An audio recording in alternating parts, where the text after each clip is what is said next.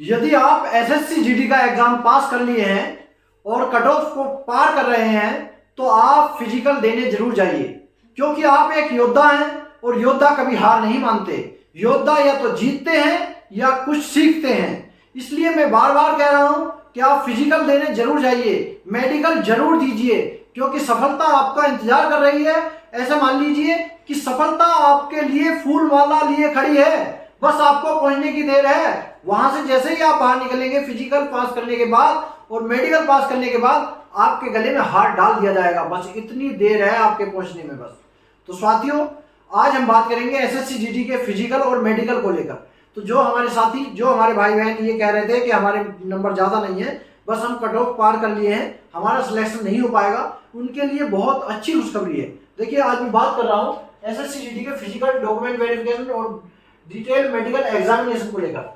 सबसे पहले क्या होगा आपका, जब आप एग्जाम सेंटर पे पहुंचेंगे, सबसे पहले आपकी हाइट और चेस्ट की नापतोल होगी, उसके बाद आपकी रनिंग होगी, उसके बाद डॉक्यूमेंट वेरिफिकेशन होगा, उसके बाद आपका मेडिकल। ये सभी चीजें एक साथ हो जाएंगी और एक साथ होने के बाद ऐसा मान लीजिए जो इनको क्वालिफाई कर रहा है वो सिलेक्टेड होकर ही लौट रहा है अपने घर। क्योंकि फिजिकल के लिए उन्होंने एक एक बैच में 100 अभ्यर्थियों को बुलाया है और 100 अभ्यर्थियों में से किसी सेंटर पे 60 पहुंच रहे हैं, किसी पे 65 या किसी पे 50 या 55 तक अभ्यर्थी पहुंच रहे हैं। 40, 45% अभ्यर्थी अनुपस्थित हो रहे हैं, 50% तक अनुपस्थित हो रहे हैं किसी किसी सेंटर पर। तो देखिए कितने प्रेजेंट हो रहे हैं, 50 से लेकर 65% तक अभ्यर्थी प्रेजेंट हो रहे हैं।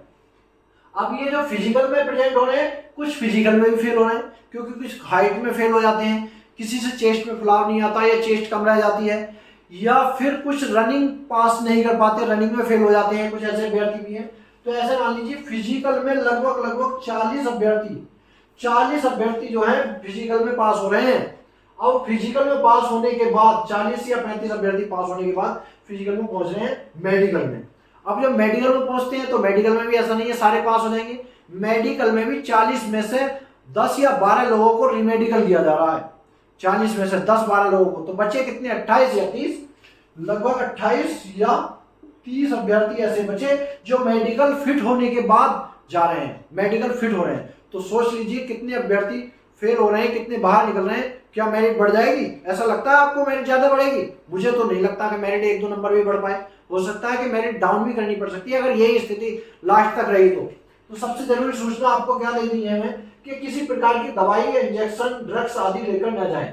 यदि आप फिजिकल के लिए जा रहे हैं, मेडिकल भी होना है आपका, तो किसी तरह की ऐसी दवाई ना लें जो आपको उत्तेजित करती हो रेस मारने के लिए। बहुत सारे ऐसे कैप्सूल, इंजेक्शन आते हैं कि आपको जो है एनर्जी बढ़ा देंगे उस समय, और जिससे आपकी तबीयत खराब हो सकती है। या ड्रग्स लेकर बहुत से लोग दौड़ते हैं, उससे बाद में आपकी तबीयत खराब हो सकती है। यदि ऐसा करते हुए आप पकड़े जाते हैं तो आपको वहीं से मुकदमा भी लिखा जा सकता है, आपके खिलाफ कार्रवाई भी हो सकती है और आपको बाहर निकाल दिया जाएगा। उसके बाद दूसरी बात है डॉक्यूमेंट, क्योंकि अगर आपका डॉक्यूमेंट वेरिफिकेशन भी साथ साथ होना है तो आपको अपने डॉक्यूमेंट्स अभी से तैयार करके रख लें, जिनका कल परसों या दूसरे तीसरे दिन है। तो डॉक्यूमेंट्स अभी से अपने तैयार करके रखें। डॉक्यूमेंट कौन कौन से आपको पहले बता दिया है हमने, कौन कौन से डॉक्यूमेंट्स हैं। हाई स्कूल की मार्कशीट और सनद, उसके बाद जाति प्रमाण पत्र, अगर आपने कैटेगरी से फॉर्म भरा, किसी से रिजर्व कैटेगरी से फॉर्म भरा तो जाति प्रमाण पत्र, अनरिजर्व से है तो कोई जाति प्रमाण पत्र नहीं लगता है। मूल निवास प्रमाण पत्र सभी को लेकर जाना है। आईडी प्रूफ के रूप में आधार कार्ड, पैन कार्ड या वोटर आईडी या ड्राइविंग लाइसेंस में से कोई एक पहचान पत्र के रूप में होना चाहिए। 3-4 फोटो आपके पास होने चाहिए।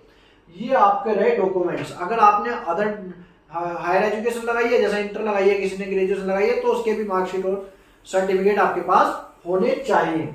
इसके बाद इसके लिए वैसे मैंने एक अलग से वीडियो भी बनाई है डॉक्यूमेंट वेरिफिकेशन के लिए कि आपके पास कौन कौन से डॉक्यूमेंट्स होने चाहिए। इसके लिंक में डिस्क्रिप्शन में डाल दूंगा, आप देख सकते हैं।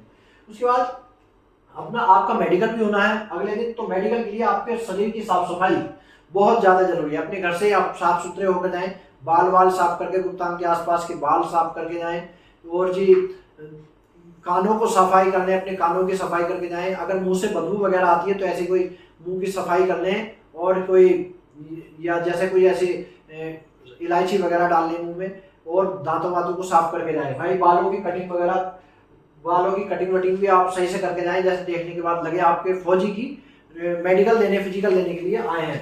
कॉन्फिडेंस लेवल आपका सही होना चाहिए। ऐसा नहीं है घबरा रहे हैं, मेडिकल देने जा रहे हैं, घबराना है डॉक्टर के सामने, घबराना नहीं है, परेशान नहीं होना है। वो भी इंसान है, ऐसा नहीं है कि आपको कोई जबरदस्ती बाहर कर देंगे, नहीं ऐसा नहीं है, आपको सपोर्ट भी करेंगे वहाँ पे लोग।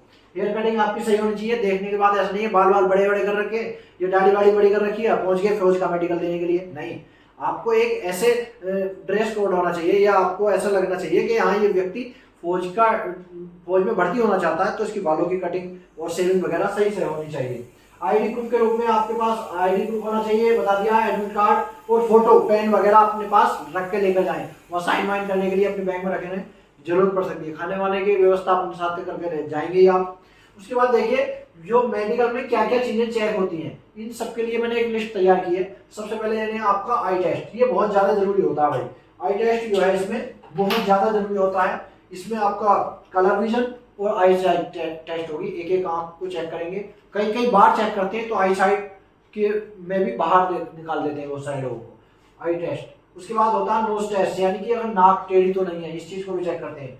टीथ नकली दांत तो नहीं लगे हुए हैं, इसमें भी अगर भाई पता चल गया तो बाहर निकाल सकते हैं, नहीं पता चला वो बात अलग है, लेकिन निकाल भी सकते हैं। ऑपरेशन सर्जरी अगर आपने करवाई है, अगर वो दिख रही है, पता लग रहा है, तो इसमें भी बाहर को निकाल सकते हैं आप। और जी टैटू टेस्ट, अगर टैटू वैटू आपके शरीर पर बना हुआ है तो इसमें भी पॉइंट मिल सकता है। और जी स्वीटी पल्प्स की, यानी कि हथेली पर पसीना तो नहीं आता, ये चीज भी चेक करते हैं। और कैरिंग एंगल टेस्ट होगा और एयर टेस्ट होगा। कान अंदर या बाहर दोनों तरफ से टेस्ट होंगे आपके। कान बहते तो नहीं है, आवाज सही आती है, कान के अंदर कोई दिक्कत तो नहीं है, जैसे कोई फोड़ा फुंसी वगैरह इस तरह की कोई जख्म वगैरह होता है बहुत सारे लोगों के पास। नोकनी, ये बहुत ज्यादा जरूरी होता है, नोकनी का टेस्ट। इसे 2-3 बार चेक करते हैं, क्योंकि मेरा 2 बार मेडिकल हुआ है SSCGD में, 2013 और 2014 में, तो मुझे पता है उस समय तो 2-2 दिन तक मेडिकल चलता था। इसके बाद आपका जो है कंधे झुके हुए तो नहीं है। और जी चेस्ट टेस्ट होगा। इसके बाद 6 फिंगर टेस्टिंग में वैसे ज्यादा दिक्कत आती नहीं है, ये अधिकारी के ऊपर है, डॉक्टर के ऊपर है। और इसके बाद खिंची हुई नसें, मुड़ी हुई नसें, तनी हुई नसें, वेरिकोस वेन्स। और जी हार्निया टेस्ट होगा, ये इसमें भी दिक्कत हो जाती है भाई, इसमें भी नंबर पॉइंट मिल जाता है। और जी प्राइवेट पार्ट टेस्ट होंगे। और जी स्किन प्रॉब्लम, कोई गंभीर बीमारी तो नहीं है स्किन की, कोई किसी तरह की। BP टेस्ट होगा आपका, एक्सरे टेस्ट होगा, ब्लड और यूरिन टेस्ट होगा। इससे भी आपके, इसमें भी आपको पॉइंट दे सकते हैं भाई, इसमें भी कोई अगर गंभीर बीमारी है, ब्लड टेस्ट में यूरिन में अगर कोई दिक्कत आती है तो भी आपको बाहर निकाल दिया जा सकता है। पाइल्स टेस्ट, अगर इस तरह की कोई दिक्कत होती है तो भी आपको बाहर निकाल दिया जाएगा, रिमेडिकल दे दिया जाएगा। और रिमेडिकल होने के बाद आपको जो है पता नहीं भाई रिमेडिकल को क्वालिफाई करते हैं या नहीं क्वालिफाई करते हैं। तो इसलिए ये चीजें अगर आपको कोई दिक्कत है तो अभी से चेक करवा के देख सकते हैं इन सब चीजों में। और बाकी जो सबसे ज्यादा जो जरूरी होती है, आई टेस्ट, नोकनी, आई टेस्ट हो गया, ये बहुत ज्यादा जरूरी होती है भाई। एक नोकनी, ये बहुत ज्यादा जरूरी होती है। और ये ब्लड, यूरिन, इसका भी टेस्ट ज्यादा जरूरी होता है। BP और एक्सरे, ये 4 चीजें तो बहुत ज्यादा जरूरी होती है, इन पर तो ज्यादा फोकस रखा जाता है, इन पर सबसे ज्यादा फोकस रखा जाता है। तो देखिए वैसे घबराने की कोई जरूरत नहीं है। यदि आप फिजिकल मेडिकल पास कर लेते हैं तो ऐसे मान लीजिए आपका सिलेक्शन हो चुका है। घबराइएगा मत और अपने कॉन्फिडेंस लेवल डाउन मत करिएगा, डॉक्टर के सामने घबराने की जरूरत नहीं है। वो लोग आपको सपोर्ट भी करेंगे, ऐसा नहीं है। अगर मान लिया कोई दिक्कत दिखाई दे रही है तो बताएंगे कि ऐसा नहीं ऐसे कीजिए, ऐसा नहीं ऐसे कीजिए, तो घबराने की कोई जरूरत नहीं है। और यदि और किसी विषय पर जानकारी चाहते हैं तो कमेंट के माध्यम से आप पूछ सकते हैं, मैं उसके लिए अलग से वीडियो बना दूंगा। और यदि आप हमारे चैनल पर नए हैं तो चैनल को सब्सक्राइब कीजिए, और वीडियो में जानकारी अच्छी लगी तो वीडियो को लाइक भी करें।